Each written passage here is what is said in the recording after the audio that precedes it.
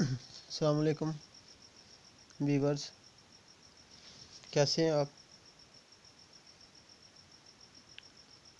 आज का हमारा टॉपिक है ओवरलोड प्रोटेक्शन OLP। ये मेरे हाथ में मैंने पकड़ी हुई है OLP। ये आपको नज़र आ रही है, ये बाई मेटालिक स्ट्रिप है।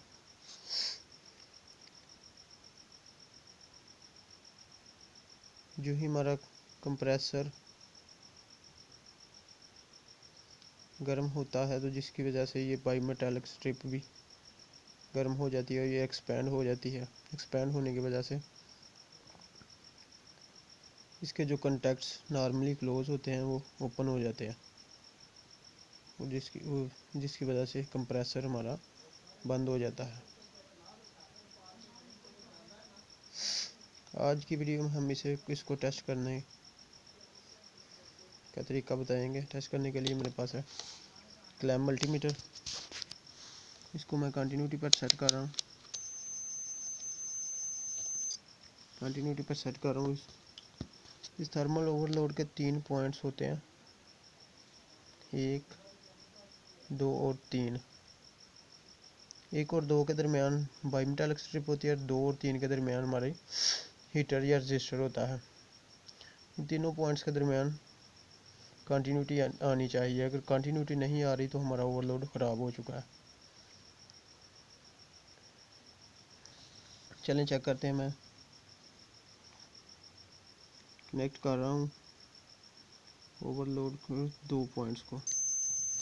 देखिए कंटिन्यूटी आ रही है, बजर को सुनाई दे रही होगी।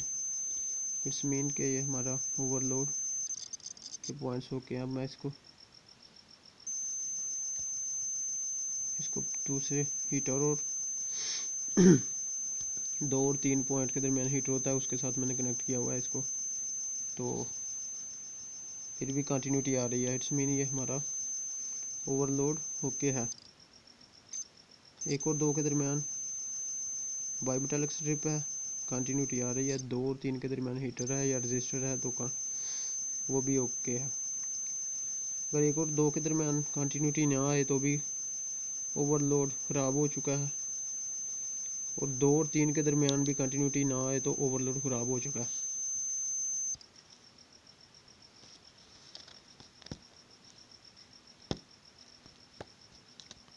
अभी मेरे पास एक और ओवरलोड है, मैं इसको चेक करने का बता रहा हूँ आपको।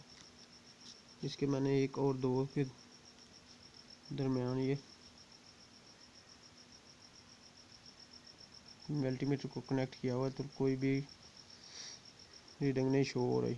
हाँ, ये बजर सुनाई दे रही है। इट्स मीन के ये ओवरलोड हमारा ख़राब है। ये देखिएगा, ये ओवरलोड ख़राब हो चुका है।